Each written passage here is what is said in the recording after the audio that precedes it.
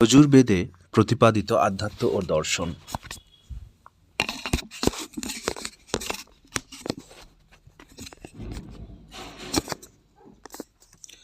বৈদিক সাহিত্যের অনেক অধ্যদাতের এ ধারণা হয়েছে যে বেদের সংহিতাভাগে বিভিন্ন প্রাকৃতিক দেবতাদের স্তুতি রয়েছে, যজ্ঞের সংকেত রয়েছে, অথচ ব্রাহ্মণ গ্রন্থে বৈদিক মন্ত্রে নিহিত রহস্য এবং যজ্ঞের বিধিবিধান সম্পর্কে বিচার বিমর্শ করা হয়েছে। এক কদম এগিয়ে গিয়ে তারা এও বলেছে যে বিশুদ্ধ অধ্যাত্ম এবং পরমাত্মার বিবেচনা কেবল উপনিষদে হয়েছে এবং ভারতীয় দর্শন তথা আধ্যাত্মবাদের ব্যাখ্যাকারী এইগুলি মুখ্য গ্রন্থ। আমাদের মতে উক্ত ধারণায় সংশোধন করা উচিত। যাকে আমাদের বিদ্বানরা সংহিতায় বিভিন্ন প্রাকৃতিক দেবতাদের স্তুতি বলে, সেগুলি বাস্তবে একই পরমেশ্বরের সত্তার বিভিন্ন নামের স্তবন, যা পরমাত্মার বিভিন্ন গুণ কর্মের জন্য প্রযুক্ত হয়েছে। অবশ্য উপনিষদের সর্বত্র ব্রহ্ম এবং তার স্বরূপের বিবিধ শৈলী, রূপক, দৃষ্টান্ত তথা আখ্যানের মাধ্যমে বিবেচনা করা হয়েছে। তথাপি স্বয়ং উপনিষদ রচয়িতা স্বীকার করেছেন যে বাস্তবে সম্পূর্ণ বৈদিক সংহিতায় একমাত্র ব্রহ্মতত্ত্বেরই বিবেচনা করা হয়েছে, যা ওম পদ দ্বারা অভিব্যক্ত করা হয়েছে এবং যাকে প্রাপ্ত করার জন্য তপস্বীরা তপস্যা করে, সেই সাথে ব্রহ্মচর্যের আচরণও করে। এই দৃষ্টি দিয়ে যখন আমরা যজুর্বেদের অধ্যয়ন করি তখন জানা যায় এই বৈদিক সংহিতার অধিকাংশ ভাগ যাগযজ্ঞের ব্যাখ্যা বিবেচনায় সমর্পিত, অথচ সম্পূর্ণ 40তম অধ্যায় উচ্চকোটির আধ্যাত্মবাদের প্রতিপাদন করে। অন্যান্য অধ্যায়েও যত্রতত্র পরমাত্মার স্বরূপ এবং তার স্তুতি, প্রার্থনা ও উপাসনার সূচক মন্ত্র পাওয়া যায়। সমগ্র উপনিষদ সাহিত্যের মূল এই 40তম অধ্যায়কেই মানা হয়েছে এবং সামান্য পরিবর্তন সহ এই অধ্যায়কে ঈশ উপনিষদ বা ঈশবাস্য উপনিষদ নামে অভিহিত করা হয়। এই অধ্যায়ের 17টি মন্ত্রে পরমাত্মার নির্গুণ, নিরাকার, সর্বশক্তিমান স্বরূপের বর্ণনা করে তার উপাসনার মহত্ব বলা হয়েছে। এই অধ্যায়ের প্রথম মন্ত্র স্বীয় অর্থ গৌরব এবং প্রেরণাদায়ক বিচারের কারণে সংসারের আধ্যাত্মিক সাহিত্যে শিরোমণির স্থান প্রাপ্ত করে নিয়েছে। মহাত্মা গান্ধী তার দৈনিক প্রার্থনার আরম্ভ ঈশাবাস্যমিদং সর্বং যজুর্বেদের 40:1 এই মন্ত্র দ্বারা করতেন। লাহোরে লালা লাজপত রায়ের নিবাস স্থলে ব্যক্তিগত আলোচনায় তিনি বলেছিলেন যে যদি সংসারের সমস্ত আধ্যাত্মিক সাহিত্য ঈশ্বর না করুন নষ্ট হয়ে যায় এবং এই একটা মন্ত্র যদি অবশিষ্ট থাকে, তাহলেও মানব জাতির আধ্যাত্মিক দৃষ্টি দিয়ে দরিদ্র হবে না। বাস্তবে এই মন্ত্রের মহিমা স্বতঃসিদ্ধ। ঈশাবাস্যং থেকে আরম্ভ হওয়া এই মন্ত্র স্পষ্ট ঘোষণা করে যে নিখিল ব্রহ্মাণ্ড যা আমাদের দৃষ্টিগোচর হচ্ছে তা পরমাত্মার নিবাস স্থল। যথার্থভাবে বলতে হয় তা পরমাত্মার দিব্য সত্তা দ্বারা পরিব্যাপ্ত। ঈশ্বরের সর্বত্র বিদ্যমান হওয়ার এই ভাবনাকে জেনে মানুষের পক্ষে এ অত্যন্ত উচিত যে সে এই সংসারে উপস্থিত ভোগ্য পদার্থগুলিকে ত্যাগের ভাবনা দ্বারা কাজে ব্যবহার করুক। নিশ্চয়ই প্রকৃতি প্রদত্ত পদার্থ সাংসারিক প্রাণীদের ভোগের জন্যই, কিন্তু তাদেরকে নির্লিপ্ত ভাবপূর্বক পৃথক রেখে ভোগা উচিত। আসক্তি রেখে কৃত এই ভোগ আমাদেরকে বন্ধনে বেঁধে দেয়। অতএব মানবের পক্ষে এটা উচিত যে ধনসম্পত্তি ইত্যাদি সাংসারিক পদার্থের লোভের ভাবনা যেন না রাখে। অন্তত তাকে এটা খেয়াল রাখতে হবে যে ভোগ্য পদার্থ কারো নয়। যাকে আমরা ধন বলি তা সর্বদার জন্য আমাদের অধিকারে থাকার বস্তু নয়। লক্ষ্মী চঞ্চলা এ কথাটি আমরা ভালো মতো জানি। এই অধ্যায়ে পরবর্তী মন্ত্রে পুনঃ পরমাত্মার বর্ণনা করে বলা হয়েছে সে অজন্ম এক। যদিও মনকে আমরা অত্যন্ত গতিশীল এবং চঞ্চল মানি, কিন্তু পরমাত্মার বেগ ও পরাক্রম তো তার চেয়েও বেশি। যে পর্যন্ত মন পৌঁছয় সে তো ঠিক, কিন্তু পরমাত্মা তো তার থেকেও দূরে সেখানে উপস্থিত আছেন। সর্বশক্তিমান হওয়ার কারণে ঈশ্বর প্রত্যক্ষত বিরুদ্ধ প্রতীয়মান শক্তিদের ও স্থায়ী নিবাস। সংসারকে গতি প্রদানকারী পরমাত্মা আমাদের গতিশীল মনে হয়, কিন্তু বাস্তবে তিনি গতিতে আসেন না। অজ্ঞানীদের জন্য তিনি দূরে, কিন্তু জ্ঞানী ও বিচারশীল সাধকদের জন্য তিনি নিকটে। উপনিষদে বলা হয়েছে তমস্থস্তং ইয়েনু প্রতিধীরা। সেই দিব্য পরমাত্মাকে ধৈর্যবান লোকেরা তাদের আত্মাতেই দর্শন করেন, তার অনুভব লাভ করেন। তিনি সর্বত্র ব্যাপ্ত হওয়ার কারণে সব পদার্থের ভিতরেও আছেন, বাইরেও আছেন। যে ব্যক্তি এই সর্বজ্ঞ সর্বত্র বিদ্যমান পরমাত্মাকে সৃষ্টির প্রতিটি অণুতে এবং সমস্ত প্রাণীদের আত্মায় বিদ্যমান দেখে, সে না তো কোনো সংশয়ে পড়ে এবং না তার কাছে মোহ বা শোক কষ্টকর হয়। কারণ এই যে ঈশ্বরীয় সত্তাকে সর্বত্র অনুভবকারীর জন্য সাংসারিক দুঃখদ্বন্দ্ব সমাপ্ত হয়ে যায়।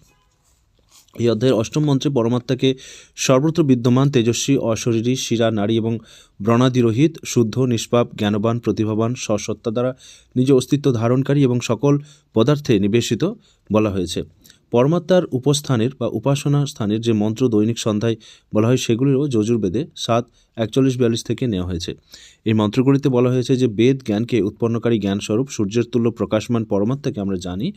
সূর্য চন্দ্রাদি পরমেশ্বর নির্মিত পদার্থ সেই পরমেশ্বরের পতাকার সমান যার দ্বারা তার অস্তিত্বের বোধ হয়। সেই ঈশ্বর দিব্য শক্তি সম্পন্ন দেবতাদেরকে শক্তি প্রদানকারী। তার দ্বারা আমরা বায়ু, জল ও অগ্নি আদির সাক্ষাৎ করি। তিনি দৌলোক, পৃথিবীলোক তথা অন্তরিক্ষাদি লোককে ধারণ করে আছেন। বস্তুত সমস্ত চরাচর জগতের আধার এবং আত্মাতুল্য সেই প্রকাশমান পরমাত্মাই। পরমাত্মার দিব্য সত্তার বর্ণনা করার জন্য বেদে বিভিন্ন চমৎকারপূর্ব উক্তি ও অলঙ্কারের সাহায্য নেওয়া হয়েছে। 17তম অধ্যায়ের 19তম মন্ত্রে পরমাত্মাকে সর্বদর্শন কর্তা, সর্বত্র প্রসারিত মুখ, বাহু তথা পদযুক্ত বলা হয়েছে। সত্যিই তো এই সর্বশক্তিমান এবং সর্বত্র বিদ্যমান পরমাত্মার চমৎকারিত্বপূর্ণ আলংকারিক বর্ণনায়, কেননা আমরা মানবদের মতো তিনি হাত, পা বা মুখযুক্ত তো নন। নিজ দিব্য ও শক্তিশালী বাহুর দ্বারা তিনি সমগ্র ব্রহ্মাণ্ডকে, দৌলক ও ভূমিকে নিজের বশে করে আছেন। বাস্তবে সম্পূর্ণ সৃষ্টির নির্মাতা তিনিই দেব একমাত্র। 27তম মন্ত্রে পরমাত্মাকে পালনকর্তা হওয়ার কারণে পিতা, জন্মদাতা হওয়ার কারণে জনিতা, মনুষ্যদেরকে গুণ কর্ম অনুযায়ী তাদের ফলদাতা হওয়ার কারণে বিধাতা, সৃষ্টির ধারণকর্তা এবং সম্পূর্ণ ব্রহ্মাণ্ড তথা লোকান্তরের জ্ঞাতা বলা হয়েছে। এমনিতে সংসারের বিভিন্ন দৈবী শক্তিসমূহ আছে, কিন্তু তাদের নাম প্রদানকারী সেই পরমাত্মা একই। সব প্রকাশমান পদার্থ তার দ্বারাই প্রকাশিত হয়। স্বয়ং পরমাত্মা সেই সব সংসারী লোকেদেরকে সম্বোধন করে বলছেন তাদেরকে, যারা তার বাস্তবিক জ্ঞান তথা তার সত্তা সম্পর্কে জানে না। এই অজ্ঞানী মানব, তুমি সেই দিব্য শক্তি সম্পন্ন পরমাত্মাকে জানো না, যিনি এই সৃষ্টি রচনা করেছেন। বাস্তবে ও তোমার থেকে ভিন্ন সত্তা। এটা ভাববে না যে তোমার ও তার মধ্যে কোনো পার্থক্য নেই। অবশ্যই তিনি তোমার থেকে ভিন্ন, সচ্চিদ আনন্দ লক্ষণযুক্ত, অথচ তুমি জীবাত্মা যথার্থ আনন্দ থেকে বঞ্চিত, মাত্র সৎ অর্থাৎ অস্তিত্ব ধারণকারী ও চেতন। তোমার মধ্যে দিব্যানন্দের অভাব। ঈশ্বর ও জীব উভয়ের মধ্যে পৃথকতা হলেও সে পরমাত্মা তোমার ভিতরেই। জীবাত্মা অপেক্ষা সূক্ষ্ম হওয়ার কারণে সেই জীবাত্মার ভিতরে থাকে। যখন সে আমাদের এত নিকটে, তাহলে জীব তাকে দেখতে পায় না কেন? তাকে জানতে কি বাধা? উত্তর, অজ্ঞানের একটা সূক্ষ্ম পর্দা জীব ও ঈশ্বরের মধ্যে পড়ে আছে। যতক্ষণ এই পর্দা সরবে না, ঈশ্বরের দর্শন সম্ভব নয়। একটা অন্য কারণ এই যে পরমাত্মার সত্তা এবং স্বরূপ নিয়ে বাদ বিবাদ অনেক হয়, কিন্তু সেই দিব্য সত্তা জানার ইচ্ছুক অকৃত্রিম জিজ্ঞাসু খুব কম। একটা অন্য কারণ এই যে মনুষ্যের ইন্দ্রিয়ের সুখ লাভ করা, ক্ষুদ্র বাসনাগুলির দাস হয়ে মাত্র বিষয় উপভোগে প্রবৃত্ত থাকা। যতক্ষণ পর্যন্ত ইন্দ্রিয়ের বিষয় থেকে তৃপ্ত হওয়ার লক্ষ্য মানব ত্যাগ না করবে, ততক্ষণ ঈশ্বর সাক্ষাৎকার সম্ভব নয়। ইন্দ্রিয়গুলির তৃপ্তি এক সীমা পর্যন্ত ঠিক আছে, কিন্তু সেই সীমার বাইরে চলে যাওয়া ক্ষতিকর। যজুর্বেদের 32তম অধ্যায় সমগ্রত ঈশ্বরের বর্ণনায় পরিপূর্ণ। পরমাত্মার আরেকটি অদ্বিতীয় সত্তার উল্লেখ করে প্রথম মন্ত্র স্পষ্ট করেছে যে সেই পরমাত্মাকে অগ্নি, আদিত্য, বায়ু, চন্দ্রমা, শুক্র, ব্রহ্ম, অপ ও প্রজাপতি ইত্যাদি নামে সম্বোধিত করা হয়। স্বীয় গুণ কর্মের ভিন্নতার কারণে তার নামগুলিতে বিবিধতা আছে। একটা অন্য মন্ত্রে স্পষ্ট করা হয়েছে যে মহান যশসম্পন্ন এই পরমাত্মার কোনো প্রতিমা, আকৃতি তথা প্রতিকৃতি নেই। তাকে কোনো স্থূল আকার বা প্রতীকের দ্বারা অভিব্যক্ত করা যেতে পারে না। এই পরমাত্মা সর্বত্র ব্যাপ্ত। এ প্রথমেও বিদ্যমান ছিল এবং ভবিষ্যতেও হবে। সর্বতোমুখ নামে অভিহিত পরমাত্মা সর্বত্র বিদ্যমান। সংসারের সত্তা এবং তার অস্তিত্ব পরমাত্মার উপরই নির্ভর। অখিল লোক লোকান্তরে সৃষ্টির যে বিস্তৃতি, তা ঈশ্বরের সত্তার পরিচায়ক। প্রজাপালক হওয়ার কারণে তাকে প্রজাপতি বলা হয়েছে। সেই পরমাত্মা তেজস্বী দৌলককে ধারণ করে আছেন। আমাদের আশ্রয়দায়িনী এই ধরিত্রী ও তার আধার নিয়ে আছে, যাকে আমরা আন্তরিক লক্ষ্য বলি। তার ধারকও সেই। এই লোকে সূর্য, চন্দ্র, নক্ষত্র, তারাদি যেসব তেজস্বী পদার্থ আছে, তার ধারণকর্তাও তিনি। সূর্যের উদয় হওয়া এবং অস্ত যাওয়া পরমাত্মার শক্তি দ্বারাই সম্ভব। সর্বত্র ব্যাপক হওয়া তথা স্বনির্মিত সৃষ্টির প্রজা অণুতে বিদ্যমান হওয়ার কারণে পরমাত্মা যদিও সর্বত্র আছেন, কিন্তু বিচারশীল লোকেরা তাকে তাদের হৃদয়রূপী গুহার জ্ঞান নেত্র দ্বারা দেখেন। বস্তুত পরমাত্মার সর্বত্র হওয়ার কারণে বিচারবান লোকেরা সমগ্র বিশ্বকে একটা এককের রূপে দেখে। তাদের জন্য বিশ্ব একটা সুন্দর বিশ্রামস্থলী বা নীড়। এই মন্ত্রে বসুধৈব কুটুম্বকমের ভাব অভিব্যক্ত হয়েছে। যত্রং বিশ্বং ভবত্যেক নীড়ম। বৈদিক মানববাদের প্রতিপাদক এই গুরুত্বপূর্ণ শক্তি। এখানে একটা প্রশ্ন উৎপন্ন হয় যে জীবাত্মা ও পরমাত্মার পরস্পর সম্পর্ক কী? যজুর্বেদ 32:10 অনুযায়ী সেই ঈশ্বর আমাদের হিতকারী বন্ধু, আমাদের শরীর প্রদানকারী উৎপন্নকর্তা, আমাদের কর্মের ফল প্রদাতা বিধাতা এবং সর্বজ্ঞ হওয়ার কারণে সম্পূর্ণ লোক, নাম, স্থান ও জন্মাদিকে জানেন। বিদ্বান দেব শ্রেণীর লোকেরা সেই অমৃত স্বরূপকে জেনে মোক্ষের আনন্দকে চিরকাল পর্যন্ত প্রাপ্ত করেন। এখানে মোক্ষকে সংসার থেকে পৃথক তৃতীয় ধাম বলা হয়েছে। ঈশ্বর উপাসনার স্বরূপ। ঈশ্বরকে স্বরূপের নিরূপণ এবং তার দিব্য গুণ কর্মের বিবেচনা করার পশ্চাতে তাকে প্রাপ্ত করার উপায় সকলের যেখানে চর্চা হয়, সেখানে পরমাত্মার স্তুতি, প্রার্থনা ও উপাসনার কথা অনিবার্যভাবে এসে যায়। পরমাত্মার যথার্থ গুণের বর্ণনা করাই তার স্তুতি। কসমৈ দেবাই হবিষাবিধেম এর শক্তি দিয়ে সমাপ্ত হওয়া মন্ত্র পরমাত্মার স্তুতির জন্য। এখানে ঈশ্বরকে হিরণ্যগর্ভ বলে এ সংকেত করা হয়েছে যে তিনি সূর্য চন্দ্রাদি প্রকাশমান পদার্থ সকলকে রচনা করেছেন। সেই ঈশ্বর থেকে শোকে আত্মজ্ঞান প্রাপ্ত হয় এবং তিনি আমাদেরকে শরীর, আত্মা এবং সামাজিক বল প্রদান করেন। সম্পূর্ণ সৃষ্টির স্বামী হওয়ায় পরমাত্মা চরাচর জগতের রাজা। তিনি সমস্ত লোক লোকান্তরকে ধারণ করে আছেন। জড় চেতনাদি দ্বারা ব্যাপ্ত সংসারের তিনি স্বমহিমা পূর্বক রাজা বা শাসক। স্তুতির পরে প্রার্থনার অভিপ্রায়কে বুঝতে হবে। নিজের সম্পূর্ণ পুরস্কার দ্বারা স্বীয় ধ্যেয়কে প্রাপ্ত করতে নিরন্তর লেগে থেকে সাফল্য প্রাপ্ত করতে আমরা পরমেশ্বরের নিকট সাহায্যের যাচনা করব এই প্রার্থনা। যজুর্বেদে প্রার্থনার প্রতীক নিম্ন মন্ত্র আসে। বিশ্বানি দেব সবিতা দুরিতানি পরাশুভ যদ্ভদ্রং তন্ন আশুভ। 33 সৃষ্টিকে উৎপন্নকারী শতপ্রকাশমান পরমাত্মার নিকট সাধক ভক্তের বিনম্র প্রার্থনা, আপনি আমাদের সম্পূর্ণ দুর্গুণ, দুর্ব্যসন ও দুঃখকে দূর করে দিন এবং যা কল্যাণকারী গুণ, কর্ম, স্বভাব ও পদার্থ দিয়ে আছে সেসব আমাদেরকে প্রাপ্ত করান। যজুর্বেদের এই মন্ত্র ঈশ্বর প্রার্থনার একটা আদর্শ উপস্থাপিত করে। বিশ্বানি দেব সবিত দুরিতানি পরাশুভ যদ্ভদ্রং তন্ন আশুভ। বিশ্বপ্রসিদ্ধ গায়ত্রী মন্ত্রে সবিতা দেবের অর্থাৎ সৃষ্টির উৎপত্তিকর্তা পরমাত্মা দেবের নিকট আমাদের প্রার্থনা যে তিনি আমাদের বুদ্ধিকে সদ্বিচার, সদ্ভাব ও সৎকর্মের দিকে প্রেরিত করুন। সদ্বুদ্ধির জন্য তেজস্বী সবিতা দেবের তেজস্বী দুঃখনাশক তেজের ধ্যান করা আবশ্যক। যজুর্বেদে যেখানে সর্বশ্রেষ্ঠ বুদ্ধি প্রাপ্তির কামনা, সেখানে পরমাত্মার নিকট সুস্থ শরীর, দীর্ঘায়ু ও বর্চস অর্থাৎ তেজ প্রদান করারও প্রার্থনা পাওয়া যায়। অনুপা গ্নেসি তন্ন মে পাহি 3:17। মন্ত্রের সমাপ্তি এই কামনা সহ হয় যে আমাদের মনুষ্য মধ্যে যা কিছু ন্যূনতা বা ঘাটতি আছে, অগ্নির তুল্য তেজস্বী পরমাত্মা তা পূর্ণ করুন। বেদের অনুগামী এটা স্বীকার করে যে পরমাত্মার মধ্যে অমিত বল, তেজ, শক্তি ও শৌর্য আছে। এমনকি দুষ্ট ও দুরাচারীদের প্রতি প্রদর্শিত করার জন্য তার সাত্বিক ক্রোধ ও মন্যু আছে।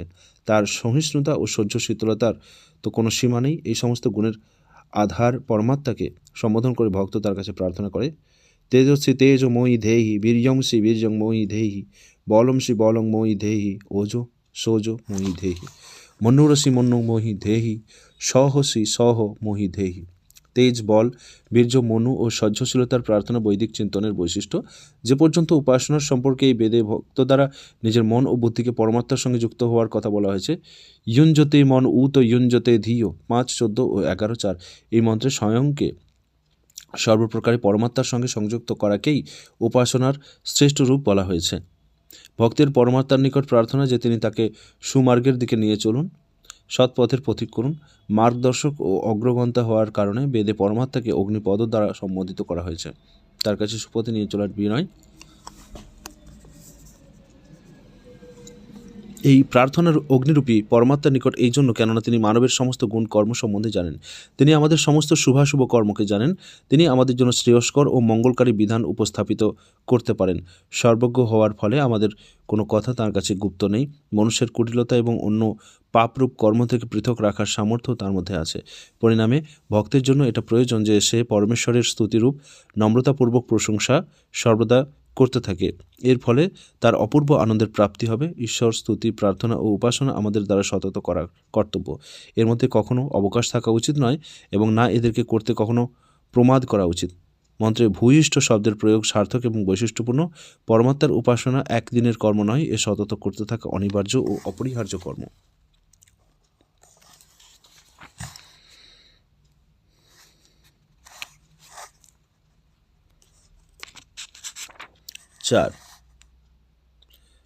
3 নম্বর অধ্যায় যজুর্বেদের সৃষ্টি, রচনা ও মোক্ষ। দার্শনিক বিবেচনার অন্তর্গত আমরা অনেক প্রশ্নের সম্মুখীন হই, যাকে আমি বা আমরা বলি সে কোন সত্তা এবং বাহ্য সংসারের সঙ্গে তার কী সম্পর্ক। যে সৃষ্টি রচনা আমাদের সম্মুখে, তার সঙ্গে আমাদের সম্পর্ক কী? এই সংসারের রচয়িতা কে এবং এর রচনা কোন তত্ত্ব দ্বারা করা হয়েছে? প্রাণীর জন্ম মৃত্যু কী? যাকে অবাগমন বা পূর্বজন্ম বলা হয় সেটা কী এবং তার কারণ কী? মানব কি কখনো সেই আপাগমনের চক্র থেকে মুক্ত হওয়ার স্থিতিতে আসে? যদি হ্যাঁ, তাহলে সেই মুক্তাবস্থার কারণ ও তার স্বরূপ কী? এই সব এবং এমনই অনেক প্রশ্নের উত্তর মনুষ্য অনাদিকাল থেকে অনুসন্ধান করে এসেছে। এসব জটিল প্রশ্নের জবাবে বিভিন্ন দেশের দার্শনিকরা নিজের দার্শনিক সিদ্ধান্তের প্রবর্তন করলেন। দর্শনের এইসব সমস্যার সমাধান করার সার্থক প্রচেষ্টা অত্যন্ত প্রাচীনকালে বেদ তথা উপনিষদের ঋষিরা করেছিলেন। এটা এইসব গ্রন্থগুলি অধ্যয়ন করলে জানা যায়। এখানে আমরা যজুর্বেদে বর্ণিত সৃষ্টি রচনার প্রক্রিয়া এবং মোক্ষের স্বরূপের চর্চা করব। সৃষ্টি রচনার প্রক্রিয়াকে নিয়ে যজুর্বেদে একটা সম্পূর্ণ অধ্যায়, 31 নম্বর অধ্যায় পাওয়া যায়। 22 মন্ত্রে এই অধ্যায়ের দ্রষ্টা কোনো নারায়ণ নামক ঋষি ছিলেন। এইসব মন্ত্রগুলির দেবতা পুরুষ, এই জন্য এই অধ্যায়কে পুরুষ অধ্যায় বা পুরুষ সূক্ত নামে অভিহিত করা হয়। পুরুষ শব্দের ব্যুৎপত্তিলভ্য অর্থ হলো পুরীতে শয়নকারী। পুরুষ জীবাত্মা ও পরমাত্মা উভয়েরই বাচক মানা হয়। আমাদের শরীরও একটা পুরী এবং তার মধ্যে নিবাসকারী তার অধিষ্ঠাতা জীবাত্মা পুরুষ।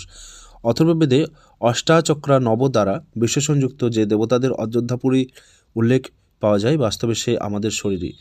সেই সাথে অখিল ব্রহ্মাণ্ডকেও একটা পুরী রূপে বর্ণিত করা হয়েছে। এই ব্রহ্মাণ্ডরূপী পুরীতে সর্বত্র বিরাজমান, সৃষ্টির প্রতি অনুতে বিদ্যমান ব্রহ্মও পুরুষ। গীতায় একে পুরুষোত্তম বলা হয়েছে, যা বস্তুত পরমাত্মারই বাচক। এই পুরুষোত্তমকে জীব থেকে ভিন্ন বলা হয়েছে। যজুর্বেদের এই অধ্যায়ে বর্ণিত পুরুষ বিরাট সংখ্যক। এই 31তম অধ্যায়ে এই পুরুষকে নিখিল বিশ্ব ব্রহ্মাণ্ডের রচয়িতা, সৃষ্টিকর্তা বলা হয়েছে। পুরুষের বর্ণনা এখানে রূপ অলঙ্কার দ্বারা করা হয়েছে। তাকে সহস্র শীর্ষা, সহস্র শিরযুক্ত, সহস্রাক্ষ অর্থাৎ সহস্র নেত্রযুক্ত এবং সহস্রপাত, সহস্র পদযুক্ত বলা হয়েছে। এখানে সহস্র শব্দের অভিধার্থে নিয়ে তার হাজার অর্থ করা ঠিক নয়। স্বামী দয়ানন্দ যজুর্বেদে তার ভাষ্যে সহস্র শব্দের অর্থ অসংখ্যক করেছেন। তার বক্তব্য যে এই পুরুষকে সর্বত্র বিদ্যমান পরমাত্মার বাচক জানা উচিত। যে পরমাত্মার মধ্যে প্রাণীদের অসংখ্য শির, নেত্র, পদ স্থিত আছে তা বাস্তবে অনন্তই।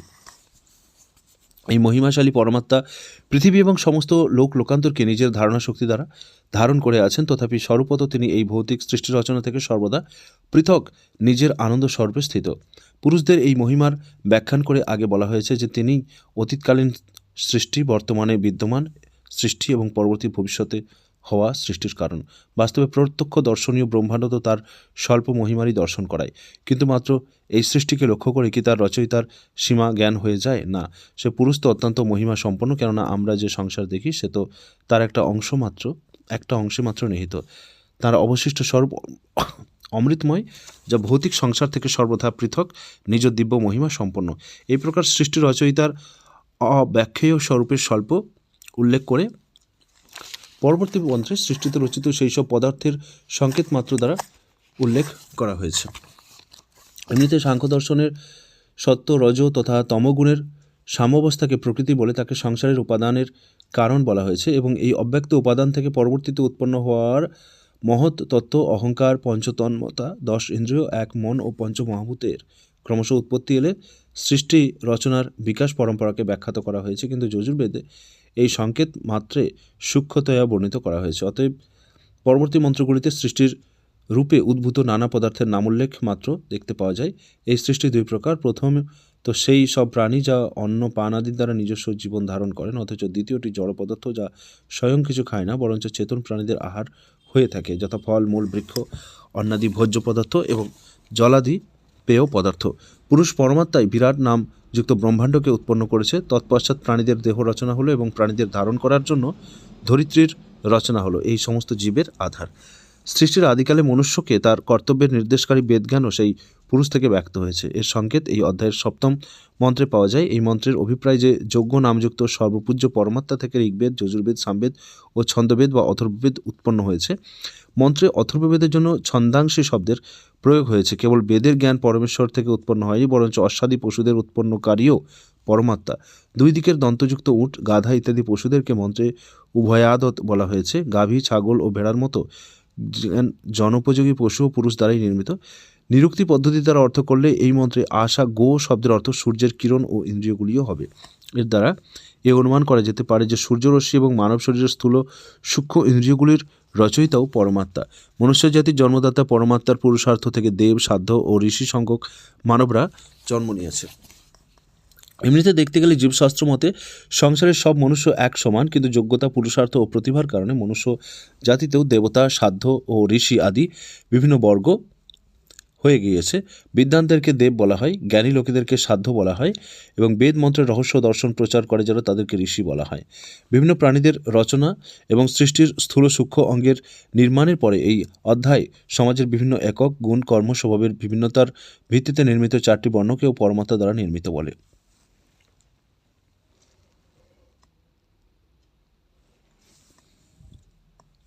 বহু চর্চিত মন্ত্র ব্রাহ্মণস্য মুখমাসিত 31-11 এই অধ্যায়ের। এখানে বিদ্যাদি গুণ সম্পন্ন মনুষ্যকে সমাজের মুখ স্থানীয় বলা হয়েছে। বল ও সুরতাদি গুণ সম্পন্ন লোকেদেরকে ক্ষত্রিয়, মন্ত্রের রাজন্য সংজ্ঞা প্রদান করা হয়েছে। কৃষি ব্যাপারাদি দ্বারা সমাজ এবং রাষ্ট্রকে আর্থিকরূপে সমৃদ্ধশালী করা বর্গকে বৈশ্য বলা হয় তথা সেবাবৃত্তিপূর্বক জীবনযাপনকারীকে শূদ্র নাম প্রদান করা হলো। বাস্তবে বৈদিক বর্ণব্যবস্থা গুণ কর্ম অনুসারে রচনা করা হয়েছিল। জন্ম থেকে বর্ণের ধারণা অনেক পরের ঘটনা। যেমন আমরা দেখেছি পুরুষ সূক্তে পরমাত্মার কল্পনা বিরাট পুরুষ রূপে করা হয়েছে এবং যার অঙ্গ প্রত্যঙ্গ থেকে বিভিন্ন পদার্থের রচনা হয়েছে। আলংকারিক বর্ণনায় বলা হয়েছে যে মন থেকে চন্দ্রের উৎপত্তি এবং জ্যোতির্ময় সূর্য তার নেত্র থেকে উৎপন্ন হয়েছে। সেই পুরুষের 2 কর্ণ থেকে বায়ু ও প্রাণ এবং মুখ দিয়ে অগ্নি উৎপন্ন হয়েছে। এই প্রসঙ্গে বেদ সৃষ্টি রচনাকে এক বৃহৎ যজ্ঞ বলেছে। ওদিকে সর্বপূজ্য পরমাত্মারও একটা নাম যজ্ঞ। এই প্রকার দেব সংজ্ঞক বিদ্বানেরা যজ্ঞ নামযুক্ত যজনীয় পূজনীয় পরমেশ্বরের স্তুতি প্রার্থনা উপাসনারূপী ভক্তি যজ্ঞ দিয়ে পুজো করলেন। যজ্ঞরূপ ভগবানের যজনে পূজনে সর্বপ্রকারী যজ্ঞের দ্বারা আজও করা হয় পূজন। এই পরোপকার রূপী যজ্ঞকে সিদ্ধ করে সেই দেবগণ মোক্ষরূপী সুখকে প্রাপ্ত করেন। সারমর্ম এই যে প্রাণীমাত্রের সেবাই যজ্ঞ। এই সৃষ্টিকে পরমাত্মা তার নির্মাতৃ শক্তি দ্বারা কেবল নির্মিতই করেননি, বরং সেই দিব্য শক্তির দ্বারা তিনি তাকে ধারণও করে আছেন। কস্মৈ দেবাই হবিষা বিধেম এই শক্তি দিয়ে সমাপ্ত করা যজুর্বেদের মন্ত্রগুলিতে পরমাত্মারকে স্বনির্মিত সৃষ্টির ধারণকারী বলা হয়েছে। হিরণ্যগর্ভ 25 দাস দিয়ে শুরু হওয়ার মন্ত্রে এটা স্পষ্ট করে বলা হয়েছে যে সূর্যাদি তেজস্বী পদার্থগুলির আধার পরমাত্মা এই জগতের উৎপত্তি প্রথমেও বিদ্যমান ছিলেন। তিনি পৃথিবী থেকে সূর্য পর্যন্ত জগৎকে উৎপন্ন করেছেন। পরমাত্মার এই সৃষ্টিও বিবিধ রূপ সম্পন্ন। এর মধ্যে জীবধারীদের ছাড়া জড়জগৎ ও তার অবস্থান বজায় রাখে। এই চরাচর সৃষ্টিকে পরমাত্মা এক সশক্ত শাসক রূপে ধারণ করে রেখেছে। এই ক্রমে যস্যমে হিমবন্ত মোহিতা 24-12 মন্ত্র আসে। যে সৃষ্টির নির্মাণ পরমাত্মা করেছেন তার বিভিন্ন অবয়ব তার রচনাকারীর মহিমার প্রশংসা করেছে মনে হয়। বরফ আচ্ছাদিত পার্বত্য শিখর পরমাত্মার মাহাত্ম্যকে বলছে, অথচ সমুদ্রে মিশে যাওয়ার জন্য আগ্রহী নদীগুলি সেই সর্বনিয়ন্তার মহত্বের গুণগান করছে। চারদিকে বিস্তৃত প্রদেশ যেন সেই মহিমাশালী বাহুর তুল্য। এই অনন্ত বিস্তারযুক্ত সৃষ্টির কোনো সীমা নেই, কোনো কুল কিনারা নেই। যদি আমরা দৌলোক ও আন্তরিক্ষ লোকের দিকে দৃষ্টিপাত করি তাহলে বিদিত হবে যে এসব দিব্য লোকসমূহের স্থিতি স্থিরতা ও অস্তিত্ব পরমাত্মার কারণেই। তিনি এই গ্রহ সকলের মধ্যে পরস্পর ধারণকর্ষণের শক্তি উৎপন্ন করেছেন। এইসব প্রকাশমান গ্রহ অন্তরিক্ষে কোনো আধার ব্যতি রেখে স্ব কক্ষে নিরন্তর ভ্রমণ করছে এবং নিজের রচনাকারীর নির্মাণ ও ধারণ কৌশলের পরিচয় দিচ্ছে।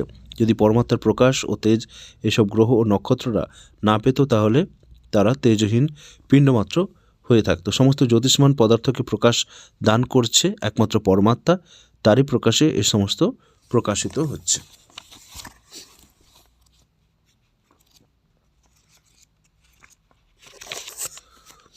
যজুর্বেদে মোক্ষের অবধারণা। ভারতীয় দর্শনের সুনিশ্চিত মত যে বিচারশীল মনুষ্য অন্তত দুঃখ দ্বন্দ্ব থেকে মুক্ত হয়ে মোক্ষের সুখ পেতে চায়। যজুর্বেদে বিদ্যা ও অবিদ্যার ভারসাম্য, জ্ঞান ও কর্মের ভারসাম্যমূলক জ্ঞানকে মোক্ষের কারণ বলা হয়েছে। 40তম অধ্যায়ের মন্ত্রগুলিতে এই তথ্যের প্রতিপাদন করা হয়েছে। স্বামী দয়ানন্দকৃত অর্থ অনুযায়ী যে মনুষ্য বিদ্যা ও অবিদ্যার স্বরূপকে একসঙ্গে জানে সে অবিদ্যা অর্থাৎ কর্ম উপাসনা দ্বারা মৃত্যুকে পার করে বিদ্যা অর্থাৎ যথার্থ জ্ঞান দ্বারা মোক্ষ প্রাপ্ত হয়। এখানে অমৃত শব্দের অর্থ মোক্ষ। এখানে মন্ত্রগুলির একটা অন্য ত্রিক ও দেওয়া হয়েছে যার মধ্যে সম্ভূতি ও অসম্ভূতির সাময়িক জ্ঞানকে অমৃতরূপ মোক্ষের কারণ বলা হয়েছে। অসম্ভূতি জড় প্রকৃতির যাচক, অথচ তার বিকারকে সম্মতি বলা হয়েছে। বেদের নির্দিষ্ট মোক্ষের অবধারণাকে পরবর্তীতে দর্শনকার ঋষিরা নিজেদের পৃথক পৃথক শৈলীতে বিবেচিত ও ব্যাখ্যাত করেছেন। সাংখ্য দর্শনকারী মহর্ষি কপিল 3 প্রকারের দুঃখ, আধি ভৌতিক, আধি দৈবিক ও আধ্যাত্মিক থেকে অত্যন্ত নিবৃত্তিকে অত্যন্ত পুরুষার্থ বলেছেন। এখানে প্রযুক্ত পুরুষার্থ শব্দ মুখ্যের বাচক। আধ্যাত্মিক দুঃখ শরীর ও আত্মায় আগত বিকার ও দোষ থেকে উৎপন্ন হয়। জরাদি রোগ শরীরের দুঃখ, অথচ অনুরাগ, দেশ ইত্যাদি আত্মার দুঃখ। আধি ভৌতিক দুঃখ সেইগুলি যা সিংহ, বাঘ ইত্যাদি হিংস্র প্রাণী এবং চোর ডাকাত ইত্যাদি থেকে পেয়ে থাকি। অতিবৃষ্টি, অনাবৃষ্টি, মহামারী ইত্যাদি দুঃখকে অধিদৈবিক দুঃখ বলা হয়। দর্শনকারীদের মতে তত্ত্বজ্ঞান দিয়ে দুঃখ দূর করে মনুষ্য নিঃশ্রেয়স বা মোক্ষকে প্রাপ্ত করে। আধুনিক ব্যাখ্যাকাররা মোক্ষের বিচারে ন্যায় ও সাংখ্য দর্শনের অবধারণাকে নিষেধাত্মক বলেন, অথচ বেদান্তের মোক্ষ বিচারকে বিধেয়াত্মক বললেন। যজুর্বেদে স্পষ্ট বলা হয়েছে যে পরমাত্মার প্রাপ্তি এবং তার বাস্তবিক স্বরূপের জ্ঞানী মানবকে অবগমনের চক্র থেকে মুক্তি প্রদান করে, প্রকাশরূপ পরমাত্মার সান্নিধ্য প্রাপ্ত করায়। এই বিষয়কে পুরুষ অধ্যায়ের 18তম মন্ত্রে উপস্থিত করা হয়েছে। প্রাসঙ্গিক মন্ত্র নিম্নে দেওয়া হলো: বেদাহমেতং পুরুষং মহন্তমাদিত্যব ন তমস পরাস্তব তমেব বিদিত্তাতি মৃত্যুমেতি নান পন্থা বিদ্যাতেস্না। যে সাধক বা উপাসক পরমাত্মার সচ্চিদানন্দাদি লক্ষণযুক্ত তেজস্বী ও প্রকাশমান স্বরূপকে জেনে নিয়েছে, সে তার অনুভব ও জ্ঞানকে স্পষ্ট করে ঘোষণা করে যে আদিত্যতুল্য প্রকাশযুক্ত এবং অজ্ঞানরূপী অন্ধকার থেকে পৃথক সেই দিব্য পুরুষকে আমি ভালো মতো জেনে নিয়েছি। সত্য তো এই যে সংসার সাগর থেকে উত্তীর্ণ হবার এবং বিবিধ দুঃখ থেকে মুক্তি পাওয়ার একমাত্র উপায় সেই পরমাত্মার জ্ঞান প্রাপ্ত করাই। এর থেকে ভিন্ন মুক্তির অন্য কোনো উপায় নেই। মোক্ষ প্রদাতা একমাত্র পরমেশ্বর, অতএব তারই উপাসনা এবং তারই যথার্থ জ্ঞান দ্বারা মনুষ্য মোক্ষ সুখকে প্রাপ্ত করতে পারে। মহামৃত্যুঞ্জয় মন্ত্রের নামে বিখ্যাত যজুর্বেদে 360 মন্ত্র মোক্ষের উল্লেখ আছে। সেই সাথে এখানে একটা লৌকিক দৃষ্টান্ত দ্বারা স্পষ্ট করা হয়েছে যে সাধক ভক্ত কী প্রকারে সাংসারিক বন্ধন থেকে মুক্ত হয়ে পরমাত্মার দিব্য আনন্দকে প্রাপ্ত করে। মন্ত্রের দ্বিতীয় ভাগে খরমুজার দৃষ্টান্ত দেওয়া হয়েছে। আমরা দেখি যে যখন খরমুজার ফল পূর্ণভাবে পেকে যায়, তখন সে তার নিজের লতা থেকে সহজেই বিচ্ছিন্ন হয়ে যায়। ভক্ত এখানে তার নিজের অভিজ্ঞতা ব্যক্ত করে বলেছে যে ত্রিবিধ লোককে ধারণকারী পরমাত্মার আমি যজন ও ভোজন করেছি। সেই পরমাত্মার সংসারে জ্ঞান ও পবিত্রতার সুগন্ধ বিস্তারকারী এবং ভক্তদেরকে সব প্রকারের শক্তি ও পুষ্টির প্রদানকারী। ভক্তের কামনা যে এই উপাসকের দ্বারা আমি সংসারের বন্ধন থেকে সেইরূপ সহজেই মুক্তি লাভ করতে পারি, যেমন একটা পরিপক্ক খরমুজ তার লতা থেকে পৃথক হয়ে যায়। বন্ধন থেকে মুক্ত হওয়া ভক্তের লক্ষ্য, কিন্তু সে অমৃতরূপী মোক্ষ থেকে পৃথক হওয়ার ইচ্ছা কোনো সময় পোষণ করে না। বাস্তবে এই মন্ত্রের ভাবকে ভালো মতো বুঝে তদনুকূল আচরণ করলে উপাসককে মোক্ষ মার্গে অগ্রসর হতে সাহায্য করা হবে। কেবল মন্ত্র জপই যথেষ্ট নয়। পৃষ্ঠা 37।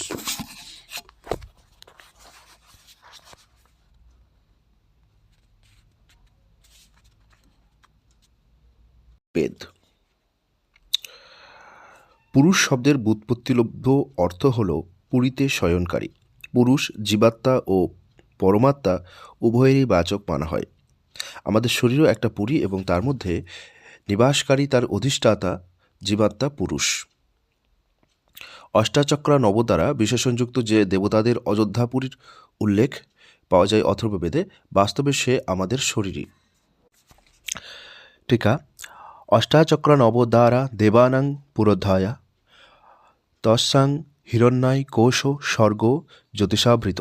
অথর্ব 10:2-31। এই ব্রহ্মাণ্ডরূপী পুরীতে সর্বত্র বিরাজমান সৃষ্টির প্রতি অনুতে বিদ্যমান ব্রহ্ম পুরুষ। গীতায় একে পুরুষোত্তম বলা হয়েছে, যা বস্তুত পরমাত্মারই বাচক। এই পুরুষোত্তমকে জীব থেকে ভিন্ন বলা হয়েছে। টিকা: ভগবদ্গীতা উত্তম পুরুষোত্তম পরমাত্মে তা দা হৃত 15-17। পুরুষের এই মহিমার ব্যাখ্যান করে আগে বলা হয়েছে যে তিনি অতীতকালীন সৃষ্টি, বর্তমানে বিদ্যমান সৃষ্টি এবং পরবর্তী ভবিষ্যতে হওয়া সৃষ্টির কারণ।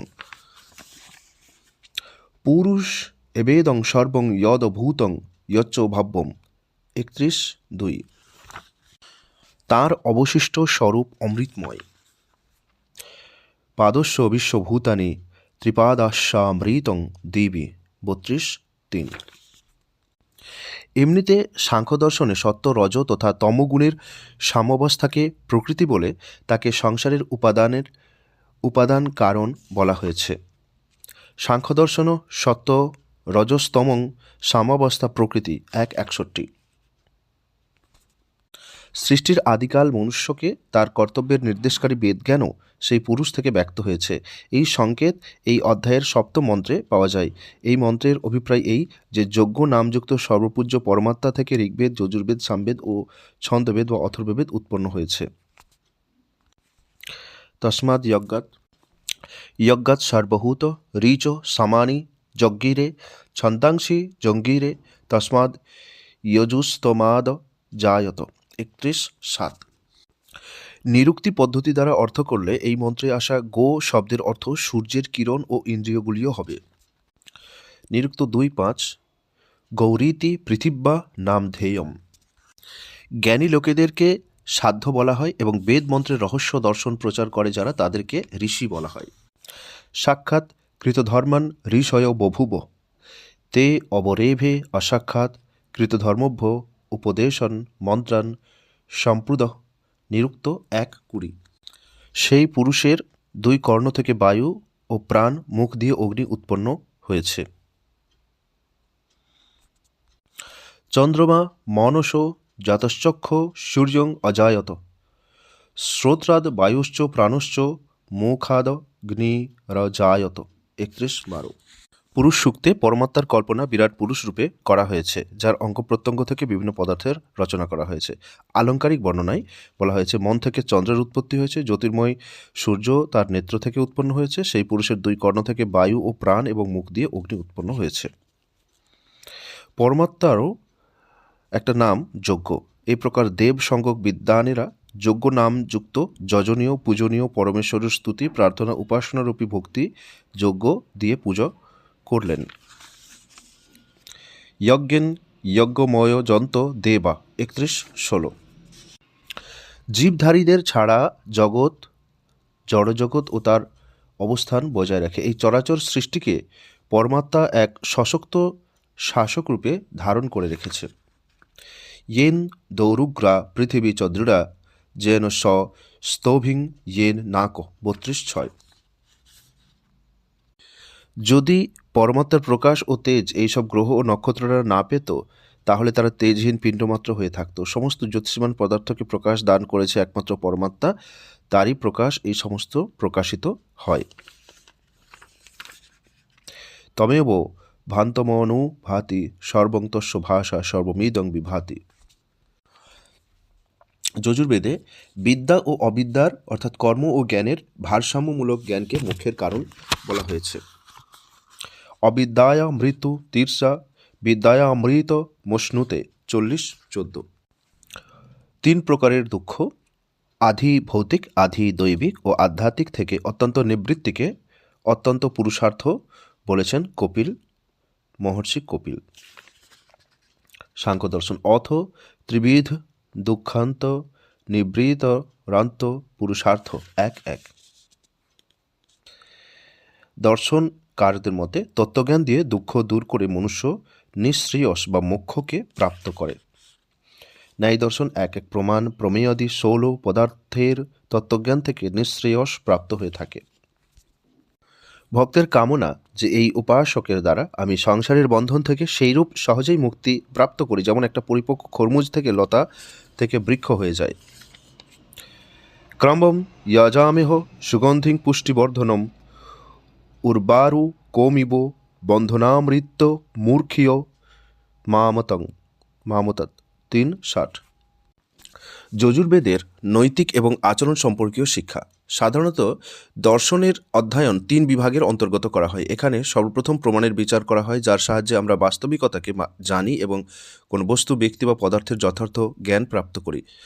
প্রত্যক্ষ অনুমান বা কোনো প্রামাণিক সাক্ষী দ্বারা আমাদের বস্তুর যথার্থ বোধ হয়। প্রমাণ সম্বন্ধে জ্ঞাত হওয়ার পর আমরা তত্ত্বজ্ঞানের ক্ষেত্রে প্রবেশ করি।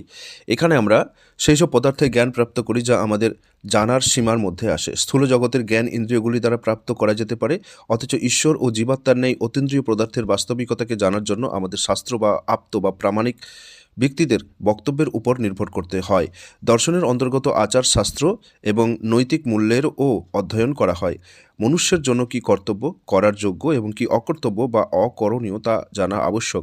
এসব আচার শাস্ত্রে বর্ণিত হয়েছে। এ তো প্রত্যক্ষ যে মনুষ্য অন্যান্য পশুদের অপেক্ষা অনেক জিনিসে ভিন্ন। যেমন সংস্কৃতে উক্তি আছে, আহার নিদ্রা ভয় মৈথুনাংচ সামান্যমেতং পশু নির্ভরণম ধর্ম হি তেষামধিক বিশেষ ধর্মেন হীন পশুভি সমানা। আহার ও নিদ্রা, ভয়ভীত হওয়ার পদার্থ থেকে ভয় অনুভব করা, সন্তান উৎপাদন ইত্যাদি সাধারণ কর্ম যা মনুষ্য ও পশুদের মধ্যে সমান রূপে পাওয়া যায়। কেবল ধর্মই সেই পদার্থ যা মনুষ্যের মধ্যে থাকে। ধর্মরহিত মানব পশুর তুল্য। এই ধর্মকে সত্যাচরণ, ন্যায় আচরণ এবং পক্ষপাত রহিত হয়ে কর্তব্য পালন রূপে দেখা হয়। কেবল ভারতের ধর্মশাস্ত্রই নয়, বরং অন্যান্য দেশে উৎপন্ন এবং বৃদ্ধিপ্রাপ্ত মত সম্প্রদায় ও সত্য, ন্যায়, দয়া, অহিংসা, বিশ্ব বন্ধুত্ব, মৈত্রীভাব, পরোপকারের মতো নৈতিক গুণগুলিকে সমস্ত মানবের আচরণে আনার যোগ্য মেনে থাকে। এমনিতে যজুর্বেদে যজ্ঞের বিস্তার করে তাকে লোকহিতে আচরিত করার উপদেশ সর্বত্র দেওয়া হয়েছে, কিন্তু সদাচরণ ও নৈতিকতার দৃষ্টিতে অনেক গুরুত্বপূর্ণ অন্য উপদেশও এখানে যত্রতত্র পাওয়া যায়। মনুষ্য মননশীল ও বিচারশীল প্রাণী। মত্তা কর্মাণি শিবতি ইতি মনুষ্য। সে প্রত্যেক কর্মকে তার গুণ অবগুণের ভিত্তিতে করে। দৃঢ় ইচ্ছাশক্তির কারণেই সে তার জীবনকে নিয়মিত, ব্যবস্থিত ও অনুশাসিত করার জন্য প্রতিজ্ঞাবদ্ধ হয় এবং ব্রত গ্রহণ করে। সাধারণত কোনো দিন বা তিথি বিশেষে আহার না নেওয়া অথবা কোনো দেবতার জন্য নির্দিষ্ট প্রকারের পূজা উপাসনা করা ব্রত মনে করা হয়। বেদ এর সঙ্গে একমত নয়। বেদের দৃষ্টিতে অসত্যকে ত্যাগ এবং সত্যকে ধারণ করাই সর্বশ্রেষ্ঠ ব্রত। অগ্নি ব্রতপাতে ব্রতং চরিষ্যামি তচ্ছকেয়ং তন্মে রাধাতম ইদমহ মনিরিতাৎ সত্য মু প্রেমী। যজু 1:5। আর্যচিত আচরণকারী ব্যক্তি প্রত্যেক কার্যে পরমাত্মাকে সাক্ষী মেনে চলে। এই মন্ত্রেও সে পরমাত্মাকে ব্রত পালনকারী অগ্নিদেব বলে সম্বোধিত করে। পরমাত্মা স্বয়ং ব্রতের পালন করেন। তিনি স্বয়ং তার নিয়মে বদ্ধ। তিনি কোনো প্রকারে স্বেচ্ছাচারী নন। অতএব ব্রতের উপর আচরণকারী পরমাত্মার নিকট আমাদের প্রার্থনা যে আমরা যে সত্যাচরণ রূপ ব্রতকে ধারণ করেছি তা পালন করতে আমরা সক্ষম হই, এমন সামর্থ্য, শক্তি ও উৎসাহ আপনি আমাদের প্রদান করুন। যে ব্রত আমরা নিয়েছি তা প্রত্যক্ষভাবে সরল ও সোজা মনে হয়, কিন্তু তার আচরণে অনেক বাধা আসতে পারে। এই ব্রত এই প্রকার: আমি অনৃত ত্যাগ করে সত্যকে প্রাপ্ত করি। আমি মিথ্যা অসত্য মেকিকে ত্যাগ করে সত্যকে প্রাপ্ত করি। সত্যের চিন্তনকারী, সত্য বলি এবং সত্যেরই আচরণ করি। এই সত্যব্রতকে ধারণ করলে মনুষ্যের আচারের সমস্ত সমস্যার সমাধান হয়ে যায়। সত্যের ব্রতে অন্যান্য ব্রতের শতই সমাহার হয়ে যায়। ব্রত ধারণ করলে এবং তদানুসার আচরণ করলে মনুষ্য কোনো তত্ত্ব প্রাপ্ত করে এবং নিজের এই লক্ষ্য পর্যন্ত পৌঁছানোর জন্য তাকে কোন কোন থামার জায়গা দিয়ে যেতে হবে, একে যজুর্বেদের 19তম অধ্যায়ের 3য় মন্ত্রে বলা হয়েছে। ব্রতেন দীক্ষামাপ্তেনি নেতি দীক্ষায়াপ্তনিতি দক্ষিণাম দক্ষিণা শ্রদ্ধামাপ্নোতি শ্রদ্ধয়া সত্য মাপ্যতে। ব্রত গ্রহণ করলে আমাদের দীক্ষা প্রাপ্ত করার অধিকার অর্জন হয়। কোনো কার্য করতে স্বয়ংকে সর্বতভাবে লাগিয়ে দেওয়া, তার জন্য দৃঢ় প্রতিজ্ঞ হওয়া, দীক্ষা নেওয়া বা দীক্ষিত হওয়া বলে। রাম ও লক্ষ্মণ যখন মহর্ষি বিশ্বামিত্র দ্বারা কৃত যজ্ঞের রক্ষা করার জন্য ব্রত নিলেন, তখন তাদেরকে উক্ত ঋষির আশ্রমে গিয়ে দীক্ষা নিতে হয়েছিল। শিবাজী মহারাজ যখন হিন্দু ধর্ম, হিন্দু সমাজ এবং হিন্দু সংস্কৃতির রক্ষার ব্রত নিয়েছিলেন, তখন তাকে সমর্থ গুরু রামদাসের চরণে উপস্থিত হয়ে এই মহান কার্য সম্পন্ন করতে দীক্ষা নিতে হয়েছিল। মহর্ষি দয়ানন্দ সত্য শিবকে জানার এবং মৃত্যুর উপর বিজয় প্রাপ্ত করার ব্রত নিয়েই নিজের গৃহ ত্যাগ করেছিলেন। এই জন্য যখন তাকে শাস্ত্রের বিস্তৃত জ্ঞান প্রাপ্ত করা আবশ্যক মনে হলো এবং সংস্কৃতের গভীর অধ্যয়নের প্রয়োজন অনুভব হলো, তখন তিনি এদিক সেদিক ভ্রমণ ছেড়ে মথুরায় দণ্ডী স্বামী বীরজানন্দের বিদ্যালয়ে দীক্ষা নেওয়া উচিত মনে করলেন।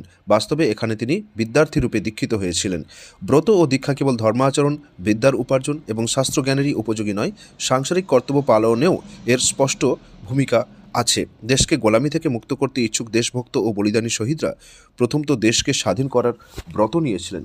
পুনরায় এইসব বিপ্লবী বীর নিজের সংগঠন অথবা নিজের মার্গদর্শক গুরুদের দ্বারা স্বাতন্ত্র্য যজ্ঞে দীক্ষিত হয়েছিল। আজও যখন মন্ত্রীদের শপথ বাক্য পাঠ করানো হয় তখন তারা সংবিধান অনুযায়ী শাসন করার এবং প্রজার হিতের ব্রত গ্রহণ করে থাকে। এই তাদের দীক্ষা। নিজের লক্ষ্যের প্রাপ্তির জন্য ব্রত নিয়ে দীক্ষিত হওয়া ব্যক্তির সাফল্য প্রাপ্ত অবশ্য হয়। লক্ষ্যকে প্রাপ্ত করে নেওয়াই দক্ষিণা। যজ্ঞ কার্য পূর্ণ করার পর যজমান যজ্ঞ করান, যিনি সেই পুরোহিত ও ঋত্বিককে দক্ষিণা দিয়ে তার সম্মান করে। বেদে দক্ষিণার মহিমা অনেক জায়গায় আছে। দক্ষিণা কেবল ধন বস্ত্র অন্নাদি রূপেই দেওয়া হয় না। গুরুর সান্নিধ্যে থেকে বিদ্যা প্রাপ্তি করার দক্ষিণা, অন্য ইষ্ট পদার্থকে প্রাপ্ত করাও সেই প্রসঙ্গে দক্ষিণা বলা হয়। দক্ষিণা দেওয়া ও গ্রহণ করা মনুষ্যর মধ্যে লোকোত্তর ভাব জাগ্রত করে। ফলস্বরূপ তার মধ্যে শ্রদ্ধার ভাব জাগ্রত হয়। দান দিতে শ্রদ্ধার ভাব হওয়া আবশ্যক। শ্রদ্ধা বিনা দক্ষিণা দেওয়ার কোনো অর্থ হয় না। বেদে শ্রদ্ধার অনেক স্থলে প্রশংসা করা হয়েছে। বলা হয়েছে যে শ্রদ্ধার দ্বারাই অগ্নিকে যজ্ঞকুণ্ডে প্রজ্বলিত করা হয় এবং শ্রদ্ধা রেখেই যজ্ঞাগ্নিতে আহুতি প্রদান করা হয়। শ্রদ্ধাকে ঐশ্বর্য প্রদায়িনী বলে উল্লেখ করা হয়েছে। স্বীকার করা হয়েছে যে যার যেমন শ্রদ্ধা হয় যে সেই রকম হয়েছে। শ্রদ্ধাময় পুরুষ যত্রস্থ স এবং স 17:2 ভগবদ্গীতা। এই প্রকার বেদে সর্বত্র শ্রদ্ধার প্রশংসা পাওয়া যায়। শ্রদ্ধা দ্বারাই মনুষ্য সত্য প্রাপ্ত করে। শ্রদ্ধয়া সত্যমাপ্যতে, যজু 19:30। বাস্তবে সত্যকে জানা এবং মানাই মানব জীবনের প্রথম ও অন্তিম লক্ষ্য। শাস্ত্রে সত্য ও পরমাত্মাকে সমপর্যায়ে মানা হয়েছে। পরমাত্মার মুখ্য লক্ষণ সচ্চিদানন্দ স্বরূপ। এর মধ্যে সত্যেরই সর্বপ্রথম উল্লেখ আছে। সত্যের মহিমার জন্য যদি শাস্ত্রের প্রসঙ্গ একত্রিত করা হয় তাহলে একটা বড় পুস্তক হতে পারে। আচার্য মনু ধর্মের 10 লক্ষণে সত্যের গণনা করেছেন। ধৃতি ক্ষম দমস্তেয়ং শৌচম ইন্দ্রিয় নিগ্রহ ধীরবিদ্যা সত্যম ক্রোধ দশকং ধর্মলক্ষণম 6:92 মনুস্মৃতি।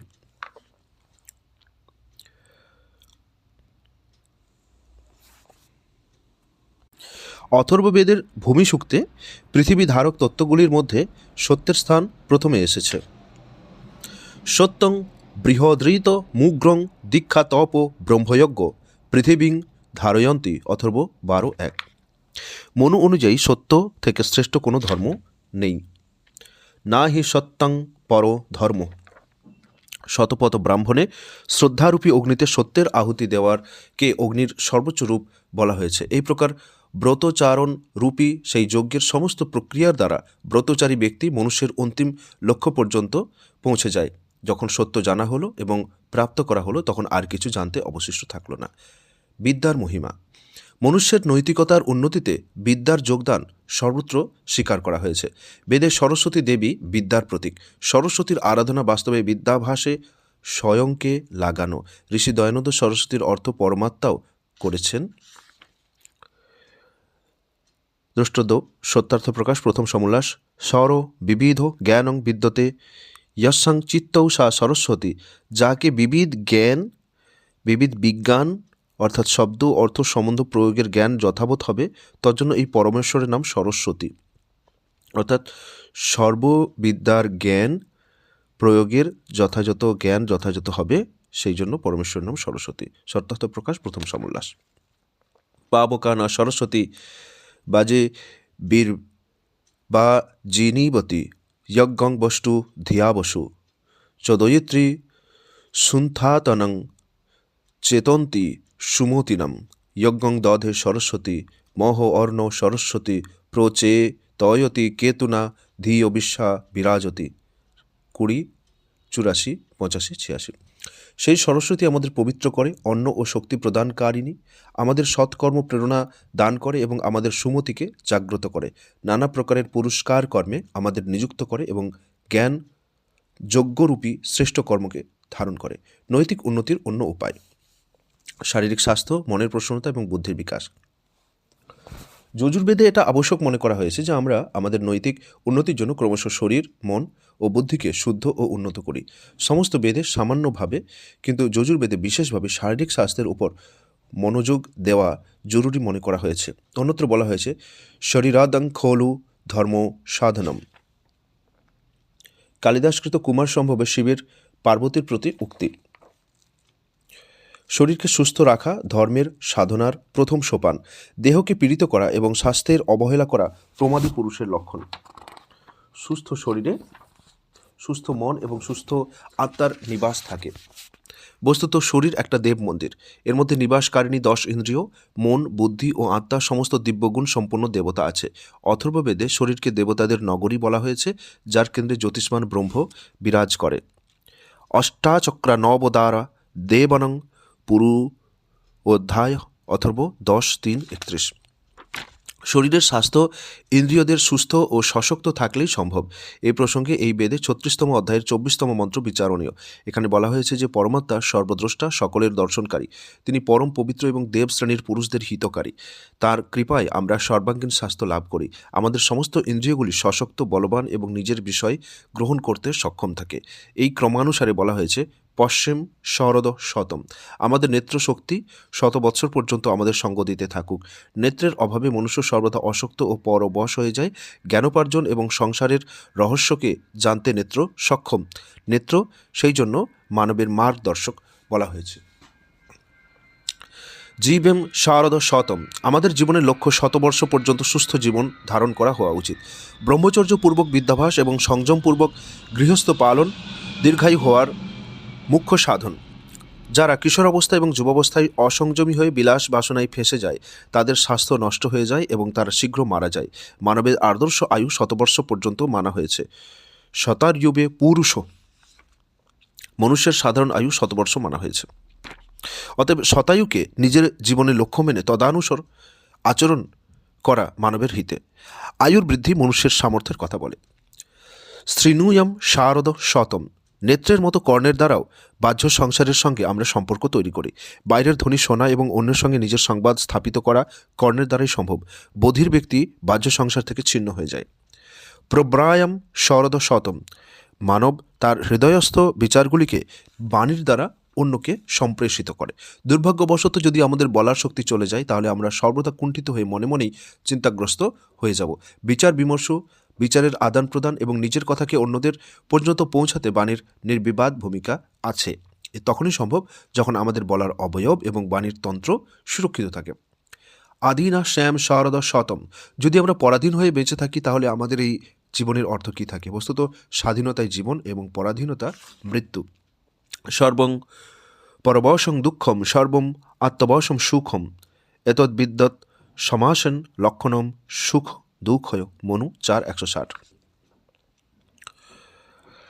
সুতরাং বেদ বলছে, যদি আমরা বাঁচি তাহলে স্বাধীন ও অধীন হয়ে বাঁচব, স্বাধীন ও অধীন হয়ে বাঁচব। দাসত্বের জীবনই সত্যি অভিশাপ। বলা হয়েছে পরাধীন স্বপনেহু সুখ নাহি। পরাধীনতা স্বপ্নেও সুখ দেয় না। ভূয়শ্চ শরদ শতৎ। বেদ আমাদের জীবনের সীমাকে 100 বর্ষ পর্যন্ত সীমিত করেনি। আমরা 100 বর্ষের আয়ুকে পার করলে এবং আরও অনেক বর্ষ পর্যন্ত বেঁচে থাকব। আজকাল এটা দেখা যায় যে লোকেদের গড় আয়ু বাড়ছে। উত্তম স্বাস্থ্য, রোগের উপর নিয়ন্ত্রণ এবং ঘাতক অসুখের উপর বিজয় পাওয়ার জন্য চমৎকারিক ওষুধের প্রচলন মনুষ্যকে শতাধিক বর্ষের আয়ু প্রদান করছে। বাস্তবে মানুষের আশাবাদের দৃষ্টিকোণই তাকে দীর্ঘায়ু প্রদান করে। মনের হারি হার, মনের জিতি জিত। আমাদের মানসিক শক্তি আমাদের সুস্থ, শক্তিযুক্ত এবং সমর্থমান তৈরি করে। উপরোক্ত মন্ত্রে ইন্দ্রিয়দের সুস্থ, সবল ও সক্ষম হওয়ার চর্চা এসেছে। এইসব ইন্দ্রিয়গুলির নিয়ন্ত্রণ মনের দ্বারা করা হয়। মন থেকে দিক নির্দেশ পেয়েই ইন্দ্রিয়গুলি নিজের নিজের বিষয়ের দিকে প্রবৃত্ত হয়। প্রায়ই দেখা গেছে যে চোখ খোলা আছে, কিন্তু আমরা সামনে দাঁড়ানো ব্যক্তিকে দেখছি না। কারণ এই যে মন আমাদের চোখকে সামনে দাঁড়িয়ে থাকা ব্যক্তিকে দেখার, চেনার সংকেতই দেয়নি। মনের স্বরূপ ও কার্যও এই বেদে বিস্তারপূর্বক চর্চা করা হয়েছে।